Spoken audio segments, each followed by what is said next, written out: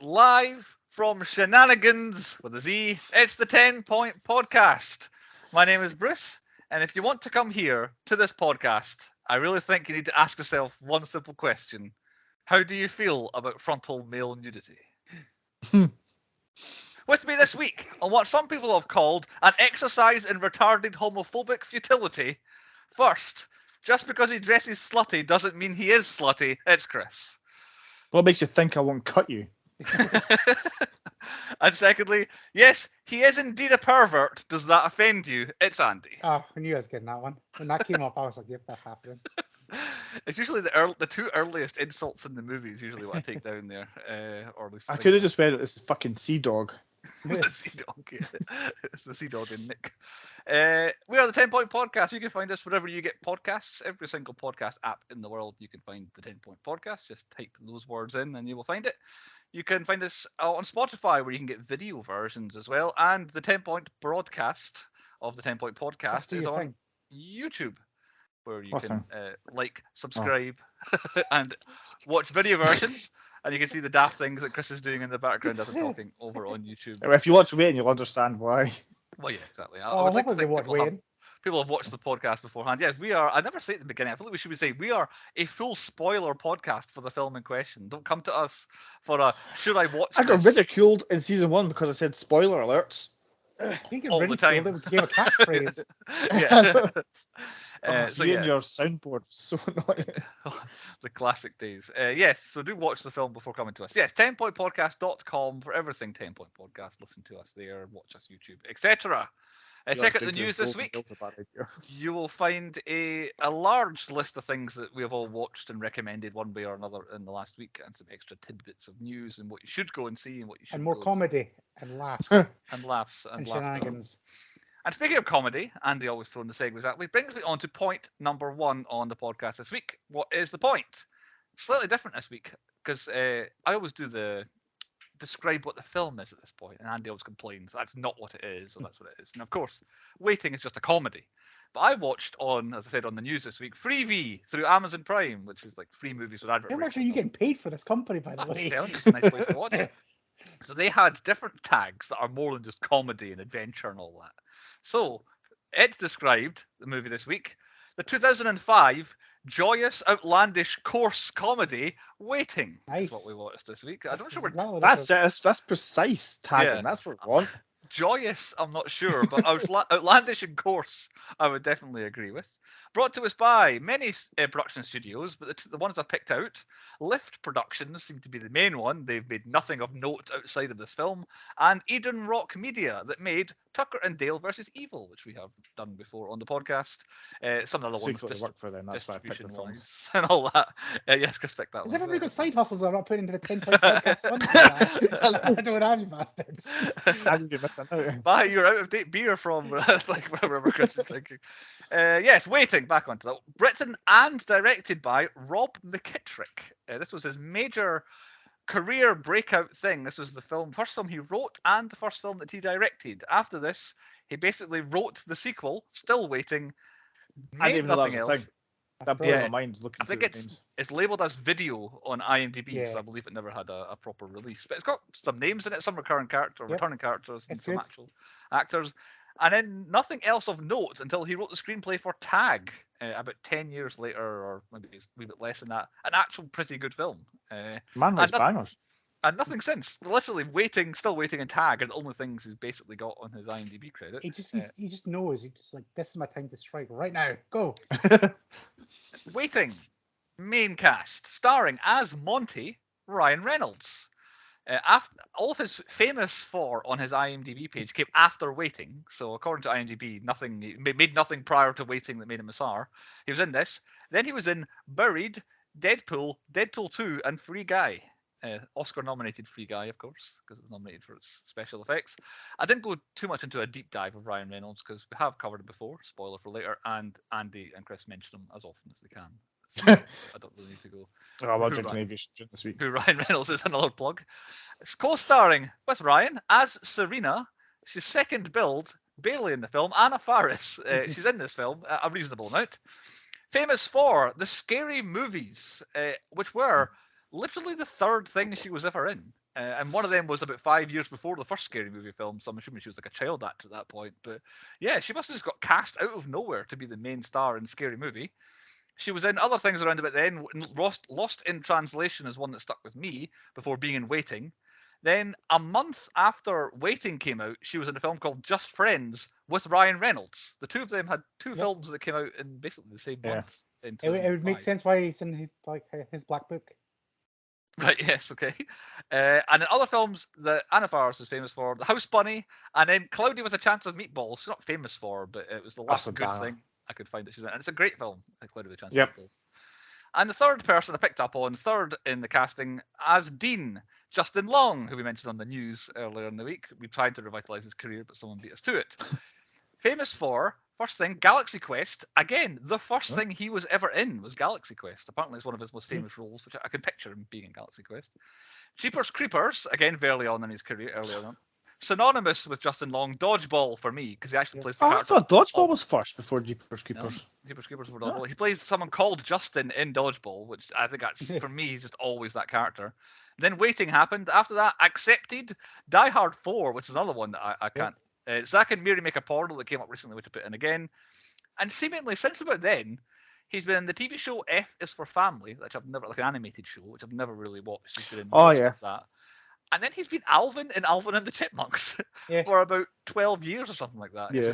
He's been Alvin. And then most recently, Barbarian, a film that just came out that was my horror movie pick of of October that I've still not seen yet, but it's meant to be really good. They are our main cast. A lot of comedy actors and actresses around about them that we'll probably get into as we I keep just want going. to add somebody else in to rekindle their career because he's a good friend of mine and he's in this film a lot. So I'd watched this film before meeting this person, but then I was at a convention where it was a supernatural convention, and he plays basically God in Supernatural. All right. It's Rob Benedict. Yeah. Can't see my finger. I've lost my finger. Calvin. But, is that right? Yeah, that's him there. Yeah, but yeah, so I spent like a whole weekend with him and like pretty much one day with him. He's got a band out as well and everything like that, so kind of got on with him. But literally, I think I was the only person to talk to him about this film because this film in the UK was pretty much it was huge in America because obviously there's a lot of Americanisms in this. But yeah, when he came over to the UK, nobody knew who he was other than he was a bit part in Supernatural at the time, and then later seasons became a big part of Supernatural. Okay. But yeah, when he was over here, like nobody gave a shit about him. So it's just like I was like he's like guest assistant just sitting talking to him, and I was like talking about Waiting, and that's like I've got a funny story. And I told him about the story when we went bowling once, and a creepy guy looked at me peeing, and I had exactly the same problem with. I remember I came running out. Some guys just looked at my dick. And so I related with him a lot in that as his character. So yeah. But we're going to revive his career now as well because he's not done much recently. So I reckon he's going to start hitting the big blockbusters again. Yeah, good. Shout out Rob Benedict. I quite enjoyed his portrayal in the film, but I'm sure that will come up. Okay, as Andy mentioned, successful in America on a budget of just $3 million. Waiting opened with $6 million in its first weekend. Final US gross $16 million. Final worldwide 18.5. So it made 2.5 million outside of America. But yeah, turning 3 million into 18 is a pretty good return for a comedy at the tail end of basically where comedies could make money at the cinema. The Hangover was basically the end. Maybe was it 2010, 2008? Whenever The Hangover came out, was like the last comedy to actually make money at the cinema. Released 7th of October 2005 in the US. Didn't come to the UK till the 19th of May 2006. Put it right in prime for a good award season here, though. Potentially 2 years worth of award ceremonies there. So the so-called major awards around that time, not one single nomination at any of the majors, and the Saturn Awards. Shenanigans. Yes, the Saturn Awards, generally not looking too fondly upon comedies, did not nominate it for anything either. So completely shut out in every awards ceremony that we certainly cover. And I'll be honest, if you go on IMDb, not one single award ceremony gave it anything at all. But on the other hand, none of the bad ones. I didn't say it was the worst thing. Well, we could change that. Maybe the pointies. We'll see. Pointies. The pointies at the end of our season. You got to start plugging the pointies now, Bruce. We're getting to that. I do. It's all where I'm starting to think I should start working on it now. Like, I haven't even thought about starting to work on it yet. So yes, the pointies coming up. It's in probably a couple of months, I would say. Synopsis for Waiting. Not one of our regular contributors, but Hugo has presented a large bulk of information for me to download. God. I saw a lot of words and I thought, right, copy paste. I will read that for the first time when we get to the podcast. So, Hugo says the following. Over the course of 24 hours, from one drunken after-work party to the next drunken after-work party the following night, the shenanigans of the employees at Shenaniganz, a strip mall franchise restaurant, are presented. These shenanigans are centered on the restaurant's waitstaff, who have the unenviable position of being the primary interface between the other employees. This is Nick under a pseudonym, I think, here. Between the other... Beer everywhere. The interface between the other employees, whether it be bartenders, cooks, dishwashers, bus people, hostess, or manager, and the customers. There are 6 waitstaff working this day. Monty, the alpha male and head troublemaker, is a womanizer who has a penchant for jailbait. He is currently having his eye on the new hostess, Natasha, who will not be legal for another week. Serena, Monty's ex-girlfriend, is arguably the one person who could put him in his place. Dean, who has worked as a waiter here for 4 years since high school and has stayed largely in not knowing what he wants to do, is feeling at a crossroads. He has learned that Chet Miller, with who he took all the advanced academic courses in high school, has just graduated from college with a degree in engineering, while Dean himself has not even managed to graduate from community college. Dan, the loser manager, but harsh, offers Dean the position of assistant manager. Dean, having to weigh the benefits of advancement against the possibly turning into another Dan, end of sentence. Amy, Dean's girlfriend, always seems to be stuck with having to serve the worst of the already generally bad customers that frequent the restaurant. Insecure Calvin, who is working a double shift as a favour for his girlfriend, who wanted a night off, has recently developed a case of shy bladder syndrome. And Naomi is seemingly angry at everyone and everything. A 7th this day is trainee Mitch, who seems overwhelmed by these shenanigans, especially the penis showing game. And that's the end. It just leaves that.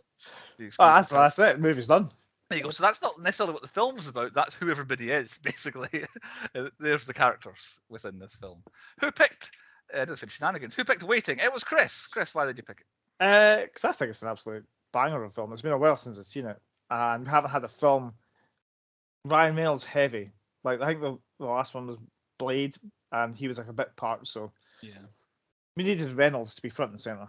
Is this an X-Fest movie, or is this beyond the X-Fest? Oh, this is afterwards. This is way after. Yeah. Oh, I like to hear about these X-Fests that you guys had. So, yeah, beyond those years. My knee still hurts. I had never seen it before. Had everybody else seen it before? I'm assuming. Yes. Yes. This was my first viewing. Which channel would we normally find this on? Film 4. I would say Freevee on Prime Video, presented by Amazon, is where I would say. I was waiting for like a big wad of cash to hit Bruce in the face. I just, in all honesty, and I'll be open here. I've not had any money from Amazon. I just enjoy Prime Video as a way of watching. It's the best thing. To be fair, I watched it on Freevee as well. Yeah, it's the best, and it's brilliant. It's a whole bunch of free movies. And then I watched it on DVD to see if there's any differences. And did you find any differences? Because there are kind of 2 different versions. I don't think so. I don't remember seeing differences. Yeah, basically the unrated version has a bunch of stuff that's basically now in the normal version, which is more shots of the kind of the nudity bits at the end, one of which is behind Chris on the video version, and other bits of swearing and the complete Easter egg that I didn't know was happening until I was like, oh, it's happening. The music video at the end. Oh no, yeah.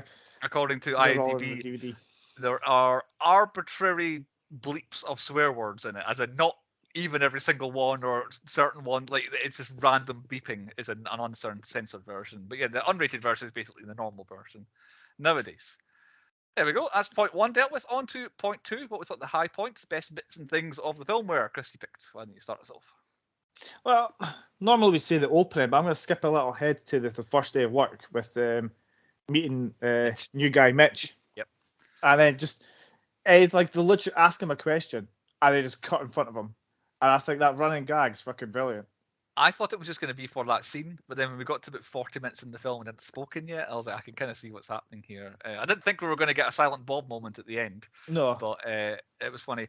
I have more than once been on both ends of the here's what we actually do here conversation. Like we start work and the boss person gives you to the person who does the job. And then like it's day 1 and they're like, right, welcome to this place. here's how you actually get by working here. I have both done that and had that speech given to me as well. And it goes exactly how Ryan Reynolds does. You get a tour of the place and you get told all the shortcuts with how to avoid working, what you actually do to kill the time, and then good guy, wank, good guy around the building is what you get. So I very much enjoyed that. And yeah, Mitch getting cut off every time was always. It was just brilliant because like dude actually asked him a question. I was like, so have you had a good day? And then he goes, yeah, well, it doesn't matter what you think. Let's just go do something else. It's the fact that it's not that he doesn't get to speak. It's that he always starts like, oh yeah, and then it's like that's it. And it's like, oh, I've got no. And then, like it does. It's not like he's a mute. He does actually get to speak. I like it's going to skip right to the end, but like at the last party when they like he's kind of waiting for people to cut him off, and nobody sees anything. So he starts talking away, and then Calvin just cuts him off, and then he's like, but I'll come to that bit later. Yeah, we'll come to that later on. Okay, I don't have another early high point as such. It's just it was early on. Basically, upon meeting everybody, like the first 20 minutes or so is introducing all the characters. I wrote down a list of people that I know in real life that are in this film, and I'll use the movie cast. But Bishop, like he is a real person. Like he seems a wee bit wacky in this film, but he's a real person. There are people who work in that industry in that sort of position who are like that. Naomi, absolutely. I must be about a dozen Naomis in my life. Calvin, actually, not in the peeing thing, just the kind of the mannerisms and character he is. And then I've got the bandana chef is the most accurate depiction of a chef I've ever seen in a movie. I don't know what his character name was. But is that Floyd? Dane Cook. Could well be. Yeah. Is that Dane Cook? Is that Dane Cook? I didn't Yeah. recognize it as being Dane Cook. Floyd, the guy he gets called out at the party at the end for no reason. Yeah. I mean, I must know again a dozen chefs that are just like Floyd is. In this Right. film. So Bruce, me and you worked in the same like restaurant for some time. Like they literally like every time I seen this film, like I'd work just at that hotel and then at another hotel. And this film, it's like why I find it funny, like any kitchen staff stuff, but even the waiter stuff, because other than the penis showing game, which by the way, first high point, It's the game. it is the game. But yeah, all these characters I just related to in some ways. Like, right, they're not quite like that, but I can see where they're coming from. And like, yeah, bandana just remind me of like kind of Jim. Right. Okay. Is that Jim? And Right. they then moved on to a bit of Donna and stuff. Like you can see all the characters, and then just the bit that got me, and this is a high point, but it's literally you'll know this one from like the first workplace, Bruce, which is when the last customer's about Last to come customer, and that's everywhere. It is everywhere, yeah. Yeah. But just the way the chefs are happening just remind me a lot of, like, I'm just gonna say it, Alfie. Oh yeah, chefs clock watching. Yeah. Because it seems to be a thing with chefs is they want to shut the kitchen down so they can leave when the kitchen closes. It's never that's when we stop taking orders. Seems to be a blanket thing with chefs is they want to leave when the kitchen's closed. Not a case of all right, stop taking food orders now. But I've generally had it where like they like there was a side door so you can see the restaurant and there was like a staircase they came up from the kitchen and both of them would be fully dressed with jackets on and I'm just like there's somebody else in and it's like 9:15 and they're like about to stop serving taking last orders and they were just like it's like you can't go now. There is She'll kill me. Again, we are jumping out to the end, but Natasha, I believe she's certainly young. She's meant to be quite new. Once you become experienced, you get the nuance of that job where you have to politely make the people decide they don't want to eat there, and then because you don't want to be the person who welcomes the late customer into the place. You're gonna have to make it politely and nicely, make it feel like it's a nuisance these people are causing, and make them go away. Or the heating's on. Can we go upstairs? Or it's quite cold up there. Oh, we don't mind. We'll just put our jacket. But yeah, you're right. I named 4 people who I know that actually I could find these people. But this is the real life person of that. But every other character has some sort of run-in this film that's yes, that is exactly something that's happened. I have something from my low points that I need to very much argue with, but there's probably both two sides to the coin. But Chris, I'll wait for you. Another high point from you. Yeah, I've got game is my high point. Yeah, I just alluded to it as the game. Like, if I was at that workplace, I would be on edge for the rest of my life when like, a dick's just going to slap me in the face. I feel like you should bring it in. I'm not bringing it in. I think you should. Gets put in jail for like a decent exposure. It'd be funny. Just you and Sean play it. Sean's glad we flash our dicks at each other. I'm trying to think that there has to be another game like one game I definitely used to do at a workplace I used to work in that had many different cellars that had many different kegs of beer, which would be to go into, because each of us would work in our own cellar and look after each area, would be the team of like 6 or 7 of us would be 2 or 3 would go into someone's cellar and turn all the kegs of beer upside down, so that when it got busy and they wanted to change one of the kegs over, they had to find out not only the top end to plug it in, but which one was actually the one they were looking for. So just wind them up. It cost them like 5 minutes of their evening trying to find the do. But yeah, it always had to be on your game. But never anything. It was like actually flashing people's body parts and all that sort of stuff. It was just like causing havoc that would be 5 minutes to undo it, basically. I loved Radimus's explanation with it. Just the bits of chicken, just pulling off the skin. It's like, Yeah. I did allude to it was the best use of a chicken. The chicken. What was it? The bat wing was Yeah. the one. yeah. I was Well, like, just the wing. I know it's the bat wing. the bat That's wing. right. I'm not sure how. Not particularly sure how. Oh, do physically you know what? Since we're possible. speaking about it, Radimus for me, he was fucking brilliant at this thing. When Calvin's having a conversation with Bishop, and he's like, shush, shush, shush. He just stands there, and Yeah. Radimus walks in. He's like, oh, it's so veiny. I thought for the first 2 or 3 scenes he was in, I thought his name was like Ratmus, like his name was like a rat, and I was like, is this meant to be like Ratatouille? Like, is this some sort of play on Ratatouille or something here? But then I paused it at one point and it said Radimus, and I was like, I have never ever heard that name before. Like, No. it's I've heard Radimus. I'm sure I've. okay. I do love this guy in like everything he's in. Yeah. Oh, He's Luis kind of like the Guzmán, Michael Pena for me. He's just Yeah. He's always the same character, so you're always Yeah. kind of. I like that character. He's good. I feel like he steals the film for me, Radimus. It's like everything he did, and then he's got the right idea for how to get through dull moments. Yeah. Just try and get a girlfriend to jack you up. Right, It's just like go that way. we were at the cinema, we were watching a really boring movie, and you just kept trying to get me to jack you Oh, up. right. And- I thought you were telling an anecdote there, Chris. Jeez. no, being Radimus. Yeah, yeah. And yeah. then his girlfriend's just like, what was it? I invited him to my uncle's funeral. Yeah, but he just kept trying to get me to jack you up. I didn't see that coming until like about a second before it cut to the funeral, and I was like, "All right, aye, that's where we're going with that." But yeah, He's Well, I just a just brilliant love that. character. Like that's exactly when I get pissed off with somebody. If you treat me like a bit of shit, I'm going to drop your steak and just go oopsie. Just that scene, just and then it's dropping like, things. "Oopsie again." Yeah, I connected with him. Yeah. I don't have much until the actual busy night, or I would say I put it as the busy night, not realizing it was going to be an all-in-one-day movie. But yeah, when the customers get busy is when Well, I've got one. It's kind of a high and a low point. It's during the quiet time when the bitch comes in and they fix her order. Yeah. She is too true for me to enjoy that scene. Like I would, it's like it actually infuriates that kind of person. Infuriates me. Yes. Not having to deal with them as a person working. I was very rarely a waiter as such. I was more often working back of house or on bars. But dealing with that kind of person makes me feel bad. But actually, being a customer in a place that has another customer like that, it makes me feel as bad there and just in the same room as that. But I hate people who do that. And the fact, like, obviously it's written intentionally that she was like, the last 3 times I've been here, it's been bad. It's like, well, you're intentionally Don't go back for a fourth yeah, one. you're intentionally coming here to be an arse at that point. And it's like, I know obviously it's written for us to be like, oh, but you keep coming back. Like it's that's well written and well designed that it makes you want to shout at this woman. But she plays it really well, the actress that played that role. But yeah, it's a well done scene, but it's too true to life. It hits the nerve. I know. I like it, but it freaks me out that things like that can happen to my food. That's just why I hate fish. Somebody could send me the wrong meal and it'd be fish. I would eat it just so somebody doesn't jizz in it. Yeah, that's pretty much what the British people are like. They don't complain. Yeah. So what I do is eat the whole thing, then complain afterwards.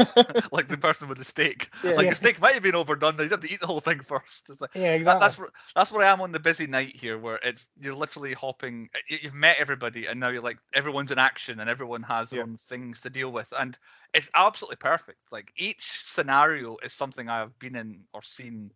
Front of house, back of house, as a customer, as a person working somewhere.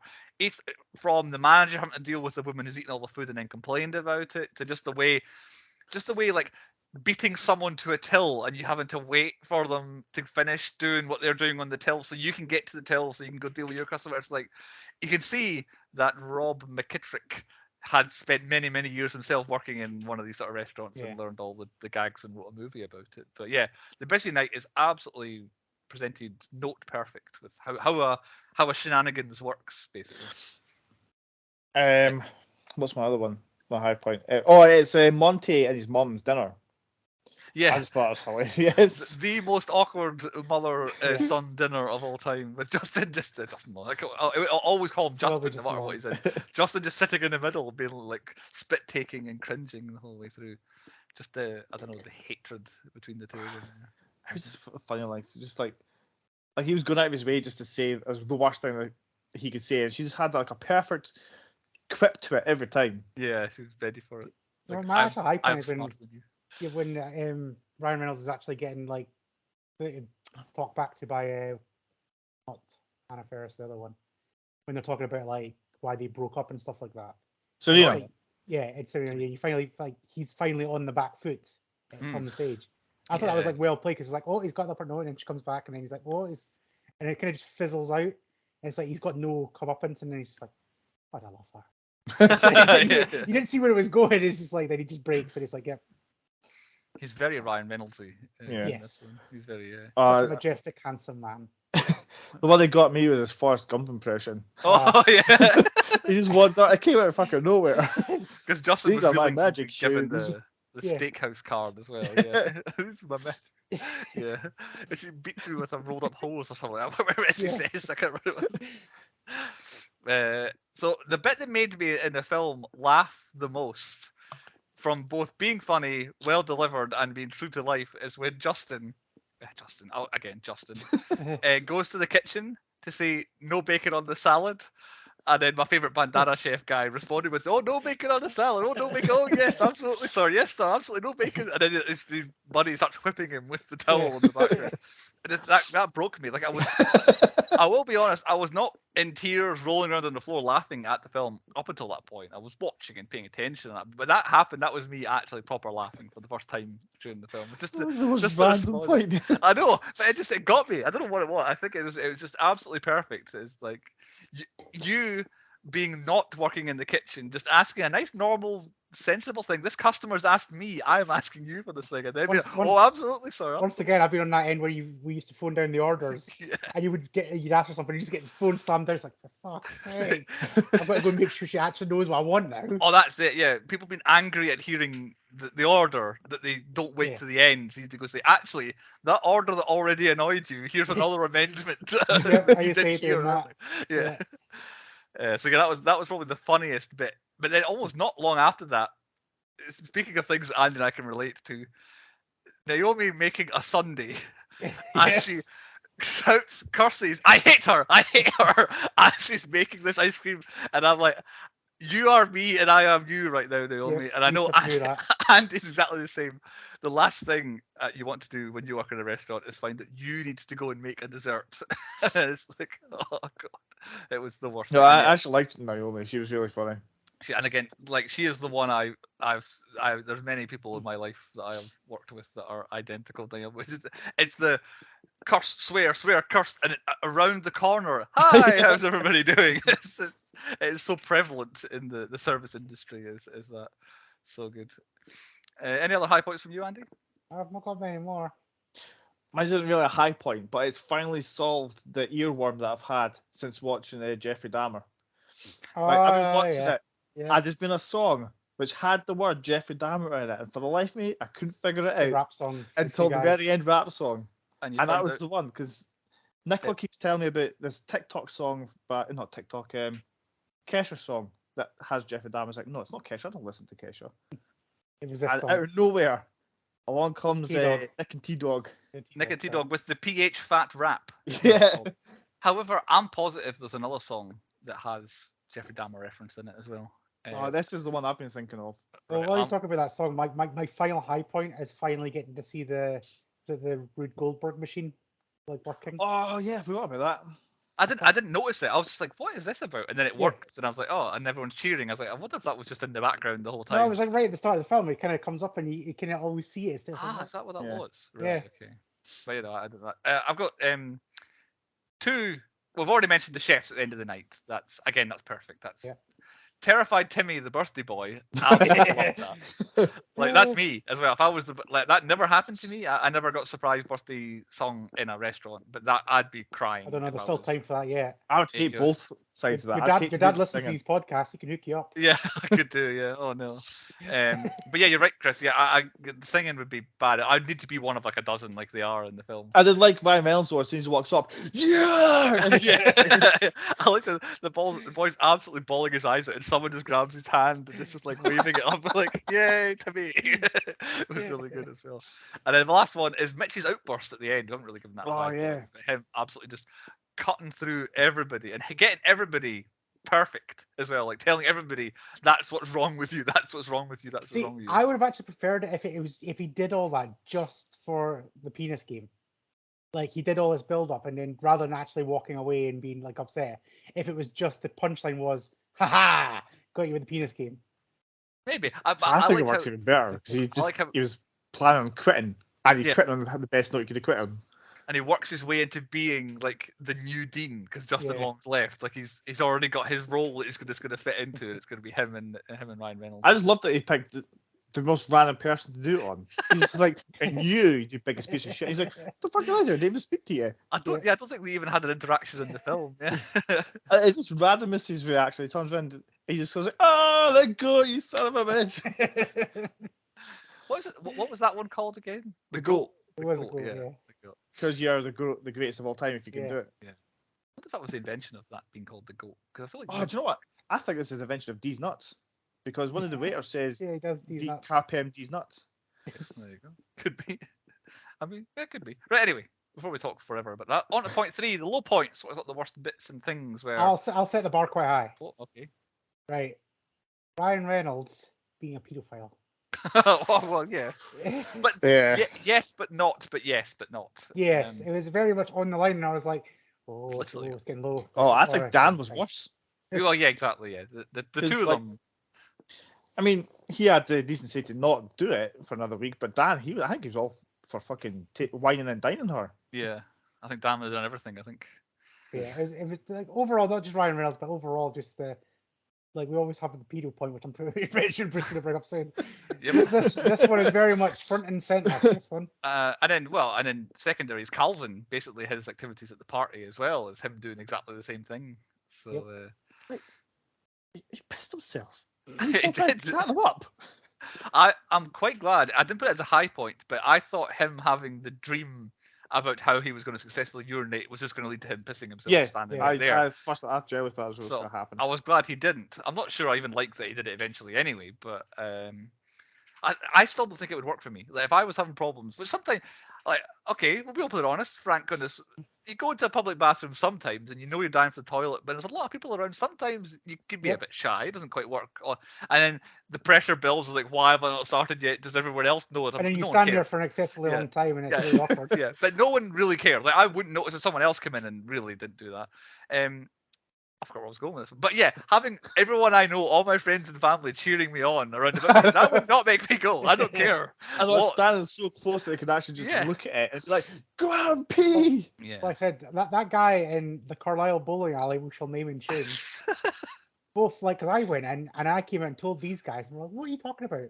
And then I think Darren went in, and he's like, "There's a creepy guy," and I was like, I literally went to the toilet 5 minutes. The guy can't still be in Still there. in there. And then Sean came back and went, "There's this guy." He's like, "Right, just look at my penis." Like he just seemed to just anytime like a young, because we're obviously younger back then. Anytime a younger person went in, this guy must have just slipped in and just went to the side urinal, which. Like I don't think Americans like any American toilet. You always seem to have a little divider. UK toilets don't seem to have that. Like Yeah, urinals. yeah. Even like that. The thing it's about, I don't know, 4 inches out of the wall. Like, Yeah, it's that'll actually do. anything. There's etiquette. You never go for the middle one. You always go for the first or the end. Yeah. People need to learn that, right? Rules are, everyone who's listening, the rules are, if you go into a public bathroom, you go to the furthest away that you can if it's empty. Like I'm in first, I go far. If you're second, you go to furthest away from that person. And then if you're next, you split them. You go in the one most in the middle. Or And you then go to the stalls. Oh, well, start. Well, I think unless it's 3, basically, Yeah. like say it's 5. You go one end, and in the middle, and then when there's only one gap, then you're talking stalls. That's what I would say. But yeah, people don't know this. No. Oh. Well, I don't know if you went for a piss at our wedding, but the 3 urinals that were like, if somebody was in the middle, you had to wait till one or two were finished. I don't think I did because my room was right. Genuinely, like I was like right into like went, and I was like a fucking bang in the middle. Because I like to be awkward like that, so I went straight to the middle urinal. And then McGarver came in to the side, and then somebody else came in. And I was kind of stuck there because literally it's like asses touching, and like you couldn't back out because it was such a like weird triangle. Yeah, that's the only good thing about Celts. Literally, week up, piss, gone, done. It's your only. You can't see anything when you're doing this. Peeing like I know, butter. it's just like butter shaking style. my dick. What's going on here? I feel like that's what. Right. Okay, you've got your urinal thing. That's what all men should do now. When you go into the toilet, just drop your trousers a little bit. T-shirt up and over your head. Up So the head. Yeah. So Can't you see don't. It's quite a big aiming spot. So you just don't need no hands. You can't see anybody. Just butters it. Butters it. We should all butters it at urinals now. Brilliant. Anyway, we're on low points at the moment. Yeah, my first one's the customers. Right, I've like you've been talking about. I've never been a waiter, so I've never had to deal with that. I've had You've just always been the customer. I'm not that bad, but like you've already mentioned it. Her, who's been in like 3 or 4 times, don't go back for the 5th time, and don't be that much of a prick to people. Yeah. And who's the other one? The redneck. Oh yeah. He was just a knob. Mind you, I did like the punchline with him in the end. Yeah, that was good. Yeah. I'm not a great tipper. I'll be more. I'm not great at tipping, but then at the same time, I was never offended at a tip I got. Like Justin, in America it's different, but in the UK, if someone gave me like a £1.20 tip, I don't think I've ever worked in a place where my tips were my tips. It's always shared, split. Yeah. So therefore, tips didn't matter as much to me. So therefore, when I'm tipping, I do what I do. I don't calculate. I don't like. I need to. I always just round up. See if it was like a 79.12 bill, I'd just round up to £8. But if it was like a £73 thing, I would still just round up to £8. Ah, right. So some people get lucky, some don't, basically. Yeah, it just depends on how much it is. That was the biggest shock when I went to America the first time. It is like even like I think I was lucky because I went to Vegas and they put at the bottom of the receipt like this is an 8%, this is a 15%, this is a 20% tip, so you can see what you should tip. But it was just like I don't want to.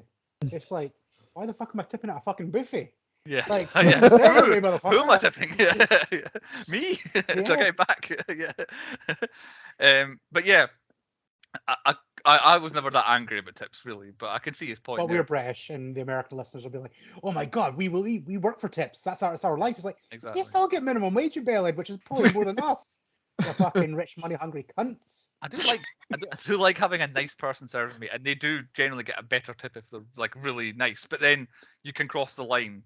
And several times I've had too nice a customer. Like Andy and I, we had a guy like sitting down next to us, like when we were eating our meal and stuff like that. That's happened to us. Oh, the TGIs, man. Yeah, I'd like, don't need that. I don't like overly nice people. And that we had the TGIs guy who like came in, sat in our booth, sat next to us, took our orders. Like, right, I already hate you. Yeah. And then he was like a Ninja Turtle. He put his like thing on the back. He was walking around. Right. Yeah. Fucking Ninja Turtle man. Yeah. But I had the opposite thing in America where I was in a restaurant called Dick's where they're meant to be a dick to you.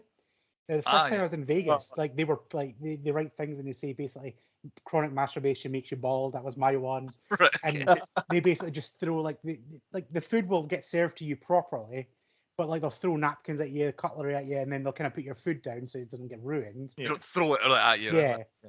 But yeah, it's kind of like if you want ketchup, they'll kind of just throw ketchup packets at your face and that. And then Carter like loved this, and we took Sean. Sean went the second time. We got the nicest waiter in the world. He literally was like, "Oh, welcome to Dick's. Yeah, here's your menus." And that was pretty much as rude as he was. He was like, "Where are you guys staying?" And we're like, we thought, right, here we go. This is like he's gonna like start slagging off. Oh, the Gold Nugget. Oh, it's quite nice downtown, isn't it? And I was like, I'm waiting for the punchline. Yeah. And he's like, oh, there's a really good like neon yard if you want to go there. It's free. It's really good. It's if you're touristy, it's a good free touristy point. I'm like, I'll wait for the punchline. He's like, if you want to know anything, just let me know because I'm a Vegas resident, so I can help you with stuff. And I was like, be rude to us, bastards.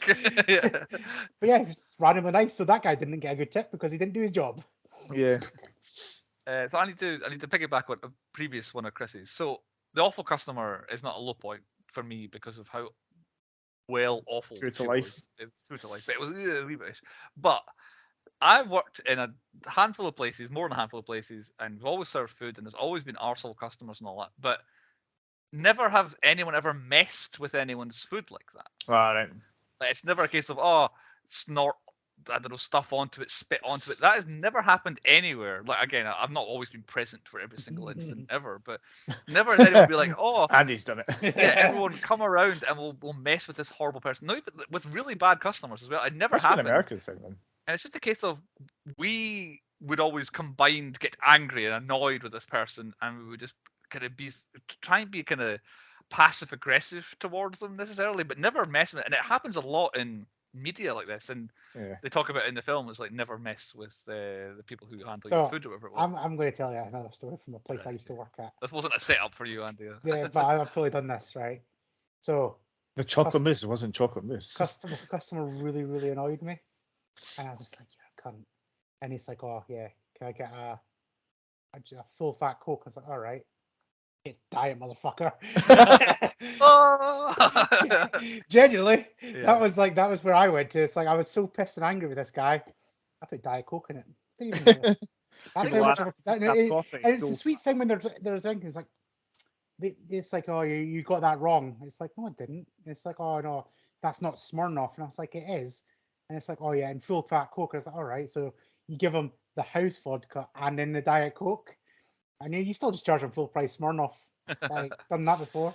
The one I do agree with is, to some extent, the 5-second rule does exist. Though. Yes. That one. I thought of another one there. I forgot what I was going to say now. The one I do stand by, and this, like, no matter where I worked, personally, I always went with this.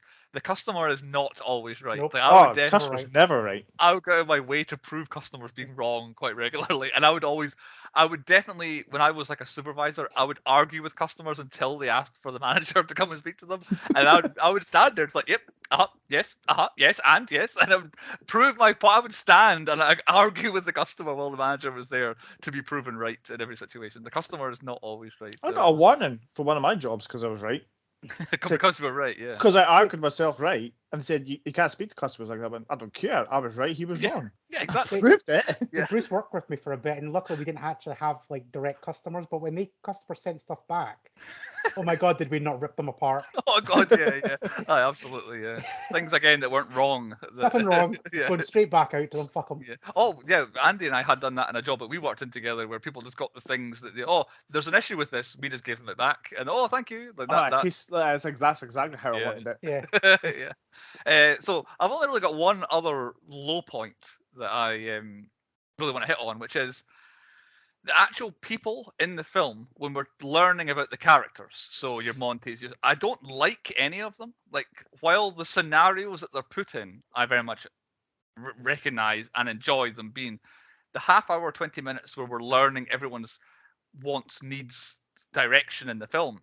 I don't actually like any of them, and for the most part, they're quite unlikable, which made the watching the film. Okay, I'm watching the film, I'm enjoying it. It's going up, and then as I was learning, and okay, you're not nice. I don't like you. And I was starting to tail, and then once it got busy, it's like here's the restaurant stuff coming back. I picked up.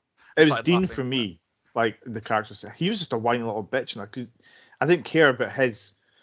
Oh, I don't like this job. I want a better job, kind of thing. Yeah. But like I said, when they were actually working, it was all right. Yeah, this is the operations in the restaurant. Very fun, very enjoyable. These are the arseholes that work in this restaurant. Actually, I don't like you when you're not doing the job. So that was a major low point for me, is that everybody, exceptions would be, I guess Bishop is amazing in the kitchen. I guess he was the dishwasher, wasn't he, Bishop? Yeah. He's incredible. I would very much like him. But yeah, everyone else, T-Dog, Nick, all the waitresses, Natasha, I guess, was all right at the front door. The barmaids were all right. She worked there from like 9 in the morning till whatever time they shut. Yeah. Is that not illegal? I think she was like, Amy and Dean shut up shop. They were the last two left, but the rest of them seemed to just be there the entire day. Yeah. Despite the fact Mitch was Mitch? Mitch was the one doing a double, wasn't he? No, Calvin doing a double, but everyone else seemed to be there the entire time. It's really weird. But that's me for low points. I have no others outside. I hated it. I've got maybe a couple. Like the amount of food wastage in this film is ridiculous. Like, not one happens. person seemed to finish their meal. Honestly, God, in America, that is exactly how it is. You always Like- talk about big portions in America. I didn't actually find them that big. But yeah, Americans can't seem to eat as what it is. Right. Same way as I'm they probably can't with the handle guys in the alcohol, they back. can't eat as well. I'd be through the back just eating our half-eaten steak. I'd be like, fucking this, I'm not wasting this. I've never eaten off someone's plate, but when we used to put spreads out, that stuff got devoured. Like, it goes back to the kitchen to get binned. So back to the kitchen and hands everywhere. I'm eating this, and it's like an empty plate goes to the dishwasher, basically. But yeah, not from someone's plate, from spreads, basically. Any other low points? My final last one is the editing in the film. I know. Like, Oh, anytime Calvin is doing these little things and he keeps jerking that around. one annoyed me. so- That was the only yeah, one. there's a couple. Like, the first party, Serena was sitting down. Then she would sit in the arm of the chair to go take a joint, and then she was back in that seat again. And then the very last one with Calvin, he was out talking to Serena. There was a guy with a cap behind him who just vanished, like he was talking about it, he just vanished. I think with the one at the end, they must have had a maybe 3 takes with the Rob Benedict with him, Yeah. and they liked different parts of all of them. So they must have been like, well, I don't want to finish the scene with, I wanted that half and that half of that. So we have to put another one in between. So there was like a director editor choice to make the Yeah. cuts, because I felt like it was intentional. But there were other bits that you said was wrong. There was the woman when she finally ate her disgusting food that had messed up for her. You see her eating it and going like that, and you're supposed to be like, oh, and then as Ryan Reynolds is walking away, you can see her getting her cutlery out, ready to start eating it. Despite she's just eaten the bit before he walked away. There was another one when Dean gets the card from the guy, he scrumples up and throws it down, and then when Marty does his Forrest Gump thing, it's in his hand. He's still holding it, yeah. Yeah. So like the editing, I've only noticed it this last watch through is Because it's these all over last the 3 bit. watch throughs. Yeah. When I was doing a wee bit of research in the film, I found people complaining about how it looked, how badly, like how, I can't remember the word, kind of dull, and people complaining it looked like it was filmed on a video recorder and all that. So I don't know if now we've got like a more HD, better version of it. I quite liked how real it looked. Like the Yeah. locations looked like a real restaurant, but I didn't feel like it was shot on a crappy camera. I felt like it No. was shot on a proper camera. But yeah, complaints and other people had was how bad it looked as a thing for your eyes to look at. But yeah, I thought it looked alright. But the editing was poor. Yeah. Andy, any final low points No, from you? I'm good. I think we need to crack on. We've talked far too long. Point 4, the stats. 21 shits, 105 F-bombs, and I didn't count the rap at the end. I thought, sorry, I'm not getting into that, because I'd already started kind of packing up at the end of the film. So I didn't count the rap. There's probably about 100 each in that as well. No explosions, no deaths, no cows, no goats, no dead animals. Paedophiles we've covered. Yeah. Monty and probably Calvin and probably others. Oh, Dan as well. Millions of them. The devil, no. KKK's Nazis, no. Tom Cruise trifecta. Does someone get the girl in the end? I'm not sure anyone necessarily even In a week's does. time. It does in a week's time. I don't. The Tyler storyline just gets dropped. We don't see if she gets the girl at the end. She's just a lesbian for one scene, 2 little bits where she's still talking to the same woman. We never find out what's happening with her. Does Dean and Amy's relationship ever go anywhere? We don't really seem to know anything what happens to that either. So, but there's certainly no motorbikes and very little in the way of running. I don't know if anyone runs. So Tom Cruise trifecta well out. The film's called Waiting. I didn't really know what I was going to expect, but I thought I'd count waiters. There's 6 of them and Mitch, if he counts. So maybe I was 7. tempted to count how many people wait, but I was absolutely not. No. And did they say the thing? Did they say waiting? No. I don't think they do. No, they mentioned waiters and waitresses, and they talk about another thing about waiters, but I don't think actually anyone says waiting. Chris, any stats from you? Yeah. There's 31 biatches. There's 3 bastards. 2 nose glue. I don't get the reference for that. That confused me. Like the What one? whiteboard, there was like things all over the whiteboard, and right in the right, middle was nose glue used twice. So Okay. I don't know. Maybe somebody stinks. They've Maybe they've glued put their nose some shut. I don't know. glue onto their food. And Ah, then maybe. like say it's like a sandwich. They go like that and it sticks to their nose. I don't know. In the bottom corner, number of pubic hairs utilized 7. What, today? Because that guy Oh, took I a don't handful. know. I guess through the week. Right, okay. So and finally, Mitch was cut off 15 times. Well, very good, yeah. I might have counted that if I'd known. Which is, speaking of the pubic hairs, there's no way that woman wouldn't have sent that back for having hair on it. Like, that's absolutely what she would. That was wherever. If that's on the mashed potato, as soon as you go like that, you're eating it. You're like, oh fucking hell. Yeah. So like No matter Yeah, how but she we- consumed public pubic hair, she would say, "There's hair in my food. I want it for free." So that was a bad. No, I reckon we've all eaten a tush like hair. I guess we'll probably have. To those those who don't know what that means, Tush was the person who operated a chippy that we used to eat from. But yes, famously, her hairs would get into the fish and chips from the. And you just wouldn't complain because it's added flavour, I reckon. It's just it came with it. It's like, oh, I It's, don't know. it's free. You knew whose it was. It's like- is that it for stats then? Yeah. On to point 5 then, a 10-point podcast quiz. Andy is the quiz master. Right, okay, this one is a new game we've got. I'm going to call it Waiting. Ah, okay. Okay, so the rules are I'm going to read out a question. You both have to tell me the answer, so shout out the answer, but I'm going to give you a specific amount of time. Okay. So I'm going to say in 8 seconds' time, you must give me the answer. Right? And then when you think 8 seconds is up, you shout out your answer, and the person closest wins. So I you're not shout allowed out your the- phones out, no cheating. Okay. Shout out the answer, or Just do the I have answer. To, No, I the don't answer. say buzz or anything like that. So basically, for an example, right, if I go something quick, What are the 3 words above your head? We'll say that on the video. So yeah, what are the 3 words above my head? And as soon as I say, I'll word this question. So I'm going to say, after 5 seconds, what is the word above Eat, my drink, head? enjoy. No, so once I finish the sentence, Yeah. that's when the timer will Okay, start. I got it. Let's Okay. go. So we'll Right. wait for 5 seconds and then we say, cool. So as soon as I And finish eat, the drink, enjoy. question, it's 5 seconds from me finishing the question. Okay. You shout Okay. out the answer. So there Okay? should be that many seconds of silence on the podcast before we speak, basically. Yes. Cool. And it's down to my time. Okay. Yeah. So in 8 seconds, which character creates the penis showing game? Radimus. That was never 8 seconds. I'm not having that. Radimus. Chris- Radimus is the answer, yeah. Right. So Chris said Radimus at 5 seconds. Ah, so I still answer. Right. So okay. you could still answer. So you it was I can Ah. answer again. I waited a couple of no, seconds you to say it can't do again. a doubles, right? So yeah, so Bruce is right. So I'm going to give Bruce the point because he Right, actually good. did say it. I would have said it Right. at the right time rather than 3 seconds That's early. what you do, yes. okay? Right, So that's okay. how you do it. Right. So Chris jumped it. He went 5 really did. seconds. I thought Chris would just lose on that point, but okay, fair enough. No, so you get the point. So you're the winner. Oh, So yay. there's always going to be a point. It's whoever gets closest. This has got Okay. cards written all over it. Yeah, hold on, I need to get my timer back. Right.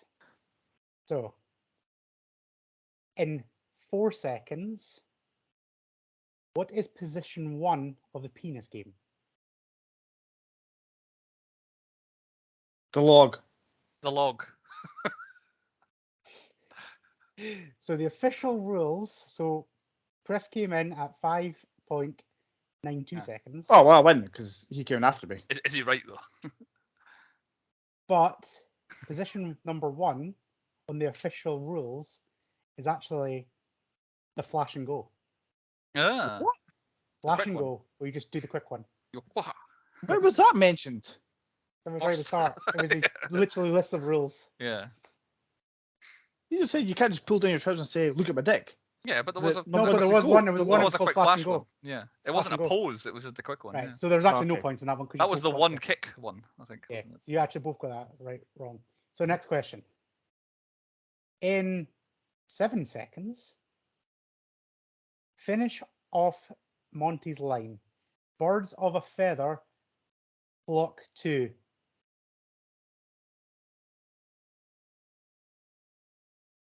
Vagina. Vagina. Chris got it. 7.5 seconds. Yeah! Oh. So yes. It Oh, was my lights are vagina. flickered. My power could be going out soon. Oh, Bye. right. In Oh, shit. 9 seconds. 9 seconds. 9 seconds. What drink does the redneck treat his missus to instead of water?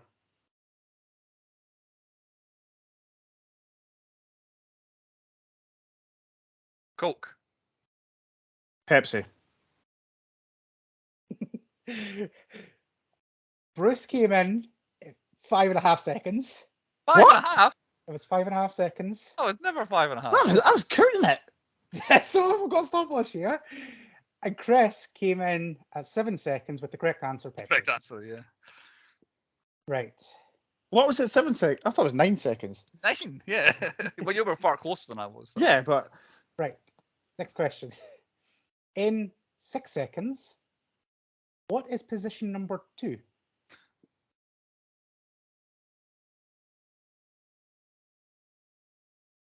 The log. Oh. So I heard Chris first, Ah, damn. which he came in at 7.48 seconds, and Bruce Ah. came in at 7.98 seconds. I knew it was going to go long that time. And you both went for the log. yeah. It was the brain. I'll be honest, I've no idea if you've What? called the log. The log's the first one, the brain's the second one. Nope. Stop moaning, Chris. Alright. Right. You've got all this wrong. I've not. Right. Point deducted for answering and arguing with the quizmaster. Sorry, carry on, Andy. Right. What's the score? Chris is winning 2-1. Okay. Do Oh, two gosh, more. Then. shenanigans. 2 more. 2 more. Okay. So, in 14 seconds, Oh my god. what does Natasha think of most? What does Natasha think that most tainted youths will end up being?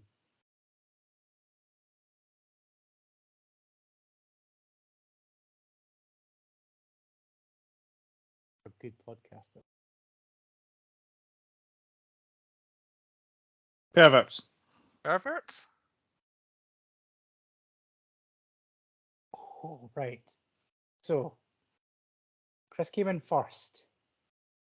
13.38 seconds. Oh, I'm close. You should have Bruce waited till Mississippi. came in at 14.15 Yeah. seconds. Yeah. Bruce wins. I've tied it Right. up. Tied it Need up, one so we're going to more. go down to sudden death. Tied it here. up. Sudden death. Right. We shall go for. Let's try and not do a controversial question. Have a very clear It was position 4. Right. The log. So this is it. Sudden death. In 20 seconds. Oh, God. See you at the other end of the podcast. Right. In 20 seconds, when describing their customers' tips, Monty made 15% of.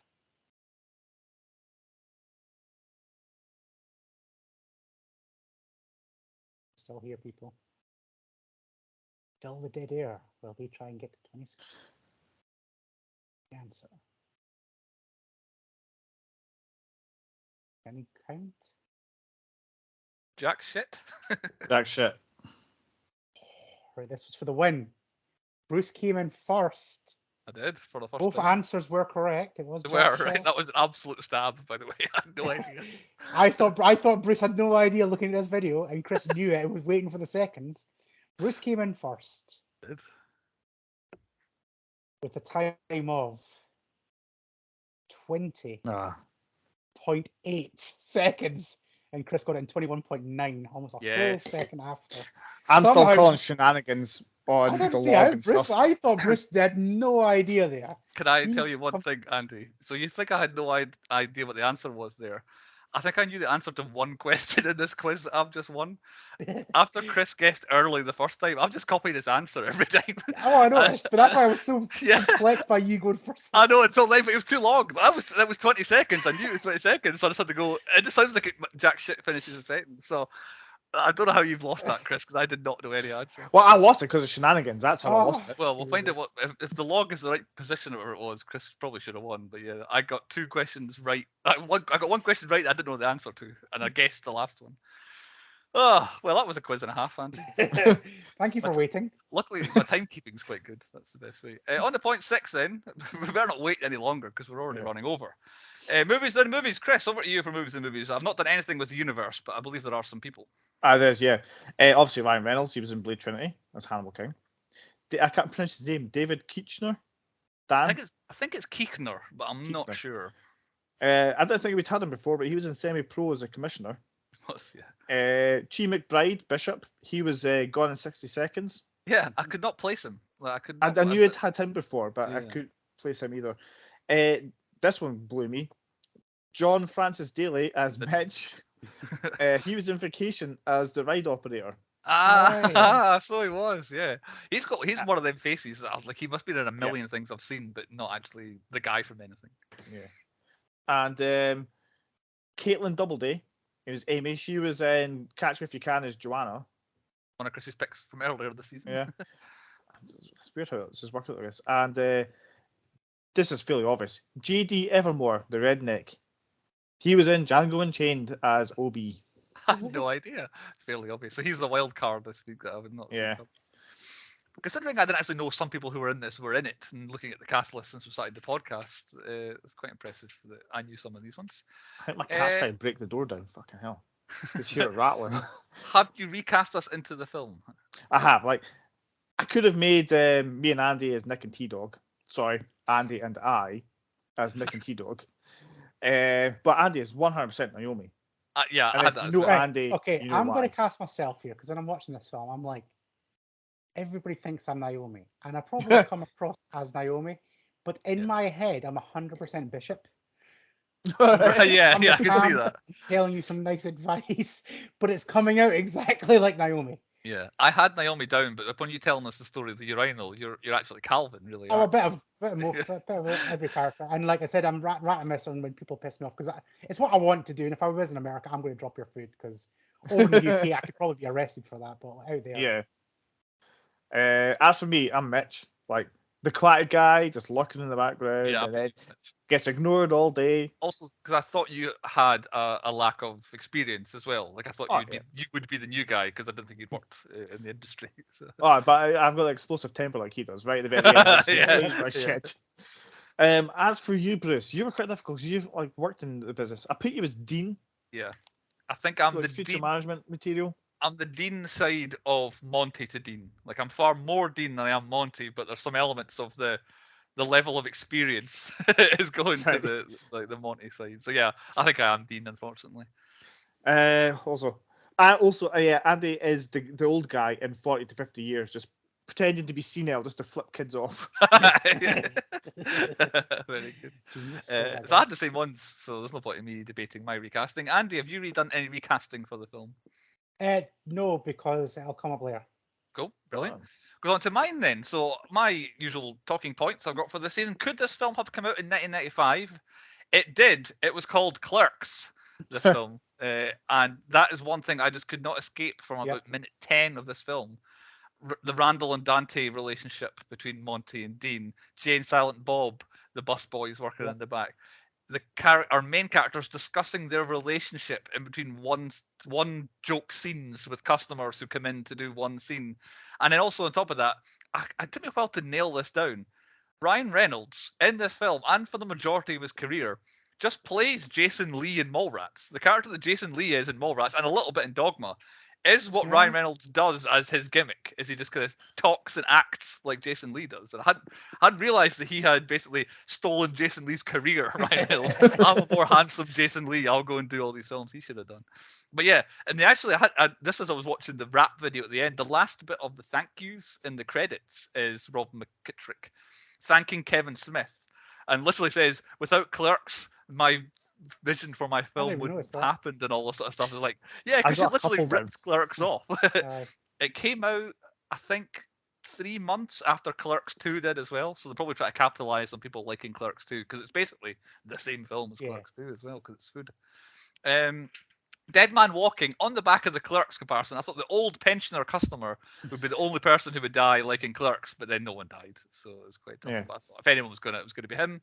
Who's in the wrong movie though? Now Chi McBride as Bishop is in the wrong. He's supposed to be the weird guy who shouldn't be, but I feel like Luis Guzmán and Radimus, like, it's a wee bit too separate from the rest of the film, and that he could be his own guy, like in his own kind of sitcom. Really, I feel like Radimus could be a separate film, so I feel he's in the wrong one. And what happens next? Well, there's a sequel called Still Waiting, so I don't really need to. I haven't seen any of it or heard about it. So watch it. Maybe we'll watch that at some point. On to point 7: tropes that need to die. I had one, but I decided to change it last minute, so I might have changed it for a worse one. But at the very end, when Dean quits his job and Dan goes, "You don't quit, I fire you." That happens in like every film. Yeah. I was like, I don't think that's ever happened in real life. Somebody goes, well, "You can't quit. I've just fired you." Yeah. And it annoys me because it can't be legal, surely. I thought he was gonna get. I thought that would mean that he was gonna get some sort of payout, like because if you quit a job, you just leave. But if they sack you like wrongfully, then do you not get like a severance payment? So I thought it was gonna be it's a bunch of money for that happening, but no, it didn't. The one that I was going to do that changed my mind was in every film people wake up with nice fresh minty breath and just talk all over their partners and give them kisses. That is the complete opposite of what it's like in real life. So one thing that wasn't in this film that I always complain about is women with perfect makeup in the morning, like sleeping in makeup. But in this film, I don't know if it stood out to you guys, everyone is in heavy, heavy makeup in this film. Like the women are done up like they're, I don't know, like dancing on stage in some performance. It's like they're full, proper, over the top makeup. And then even like one person is meant to have like subtle makeup. It's got full eyeliner all the way around and all that sort of stuff. It just really hit me really hard in this film was how much makeup people had on in this film. My trope needs to die. Well, basically, Mitch calls out all the tropes at the end and like all the characters, everything that's wrong with them and that. But for me, it's the disgusting bit. Around this time, all these sort of comedy films had that one horrible bit that you would tell your friends about. Oh, this is awful bit where they put pubic hair and dandruff on this steak, and then you're supposed to go, oh, and that would be the thing everyone would talk about. Would be this horrible bit. You don't get them so much anymore, but comedy films tend to have the disgusting bit. So I want rid of that. What about you, Andy? What's your trope? Mine's is just like when, like, kind of what Chris was saying, when people like wake up with like they've just slept with a girl, and then it's that kind of weird, awkwardy thing afterwards, and then they work together. It's like every movie, it's always a setup. I thought they were part. I thought they'd been in a relationship. Yeah, no, but it and then like, they're just like, yeah, but it kind of came off like, I'm just saying, like in this movie, it just remind me of it. It's always that awkward. It's like, oh, it's the staff part. We slept with each other. It's like, this again. I felt like it was presented too much like they were in a relationship for it to be dangled. Like, it's another one of the storylines that's half in the film but not really in the film, because there's no conclusion to it. Is that as for tropes? We'll move on to nominations. Chris, you lead us off with the nominations and we debate them with you. A little bit biased. Best actor, Ryan Reynolds. I put Justin Long, but it's tough. I think he's has like more to do. Ryan Reynolds just does Ryan Reynolds. I put Rasmus. He's my best supporting. He had facial expressions. His little thing when he was waiting to do the go and stuff like that, where the guy's watching the video. It's hard when like the main character is basically Mitch. Is basically the main, like, we kind of follow his story through the film. He wasn't bad either. Yeah, and he doesn't speak. He didn't take front focus of it. Yeah, so there isn't really a main character. There's about 10 of them that all share, well, maybe 5 of them share as much screen time. So yeah, maybe it is Luis Guzmán as Radamus, maybe. Well, I put him as my best supporting. Because I've got Chi McBride as best supporting, as Bishop. I thought Bishop. I'll leave that up to you two. You put Rob Benedict, of course. So Rob Benedict. This is a fucking nightmare. Rob Benedict's in the shout would be best actor because he does a lot of acting in it as well. Yeah. It's pretty much what we can conclude is they're all pretty good at acting. It's an ensemble cast for this. Yeah. So I'm not sure what to do. Best ensemble cast, maybe. Okay. The biggest bail was the bitch customer. Absolutely. The best inanimate object is the elaborate bottle opener at the end. Yep. So at the very beginning of the film, just about the first thing you see is a mounted bunny head with like deer antlers on it. So I had that written down as best inanimate object. Is that part of the big mad thing on the wall, isn't it? Yeah. So I maybe have to go with that as well then, because that's what I had. Go for the over elaborate bottle opener. We'll go with that. Yeah. I'm happy if you cut this one, but my best plan was fucking with that bitch's food because she deserved it. She did deserve it, yeah. I'll agree. Yeah, she deserved it. I don't know. I'm going to say best plan is Mitch's penis game thing when he just picked on. Yeah.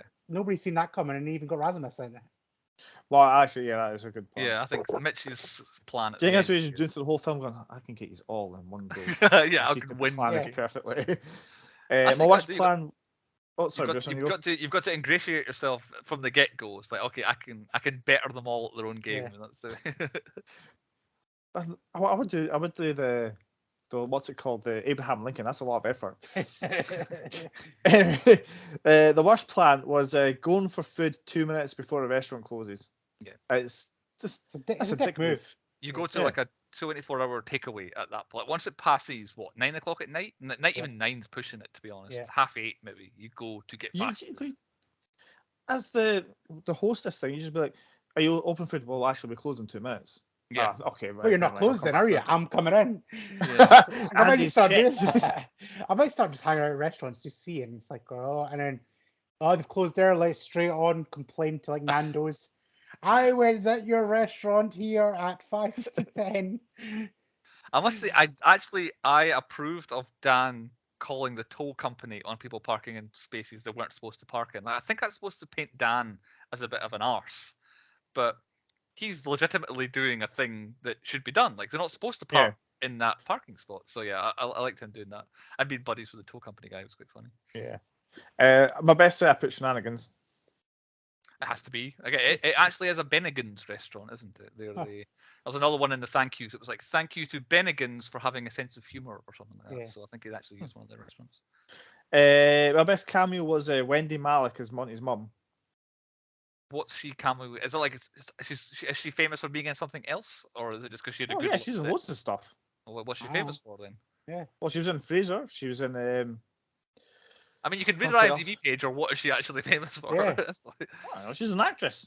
I just but thought it was being- the best little cameo because she was a being a- cameo as Monty's mum. But yeah, but she's not a Not cameo. everybody's Tom Cruise. Well, that's the point of a cameo. You're just an actor if you're just in a Yeah, scene. we've got Diane Jones as a cameo for us, and Americans have no idea who he is. Well, yeah. Yeah. If you don't watch Red Dwarf, you don't know who fucking Diane John Jules is. Yeah, Exactly. also, Danny John-Jules, he wasn't really a cameo. Robert Downey Jr. and She Chef was is a in. cameo. Oh, she was also in the TV series Just Shoot Me, the photography thing. I'm pretty sure she was in Rules of Engagement. But again, these are things that she's in. But it's like I wasn't like. I mean, I'm one I person. recognise her, so I put it as a fucking cameo. Did don't you know? like it? Oh, look, that's Wendy Testerberger, whatever her name is, when she appeared on screen. Or did you have to look her up?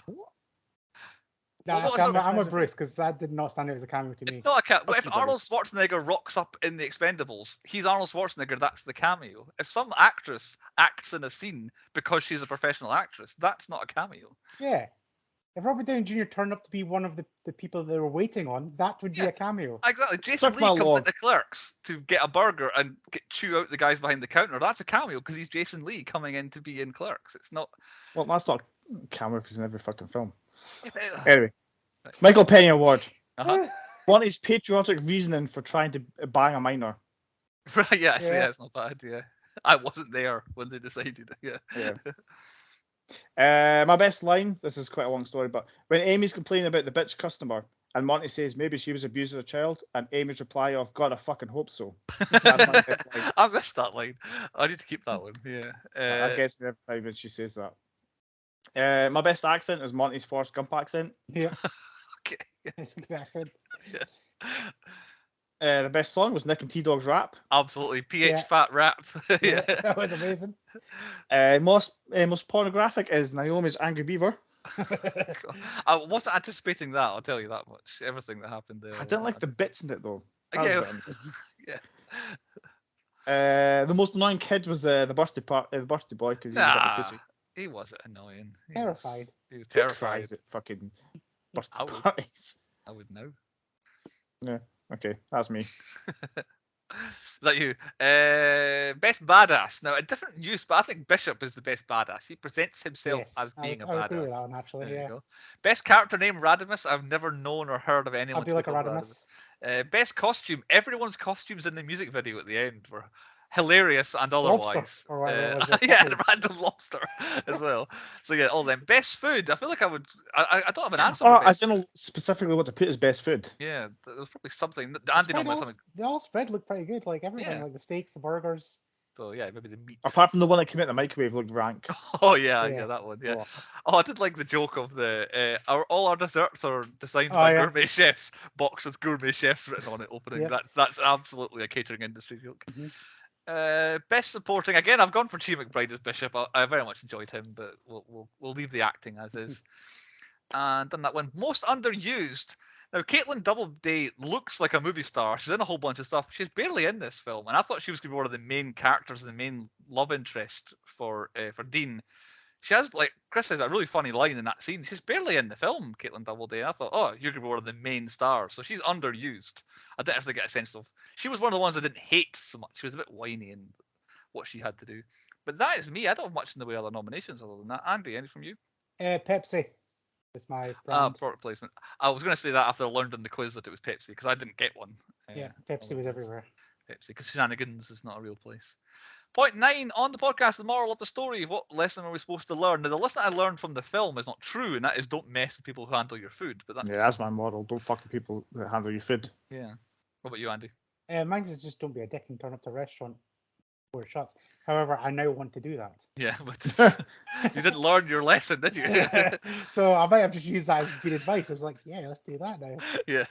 Okay, on to point 10, the 10-point rating where we rate the movie. 10. Chris, you go first. I love this film. I think it's funny. It's got gross moments. For me, a lot of my favourite quotes come from this film. A lot of the stuff that I say and do have come from this film. Like when Mitch is having his little rant and every time he goes, "You're edgy, you're cool." Yeah, I do. Yeah, sometimes just because of this. And my only criticism, as I said before, was the editing. Watching it now is a bit shit. I didn't really notice it back in the day, and I don't really care about Dean. Fuck him. Quit your job. I don't care. So I guess a 7 for me. 7. Andy, what you next? Because you had seen it before. I like this film as well with Chris. It's like I like these kind of films where they're kind of clerksy. However, this is the problem. It's very clerksy. It's very clerksy. So I do like these things. However, it's not a bad film. It's got good actors in it. The lines are brilliant in it. The ongoing game's brilliant.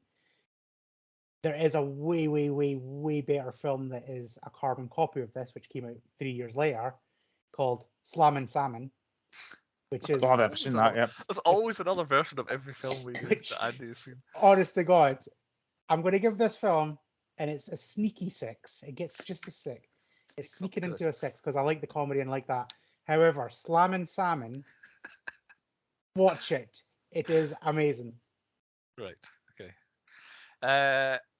So I've written down some bits, but everyone being so self-centered and conceited makes everyone very unlikable. Like everyone is worried, oh, I've got my own problems and all that sort of stuff. It made me annoy them.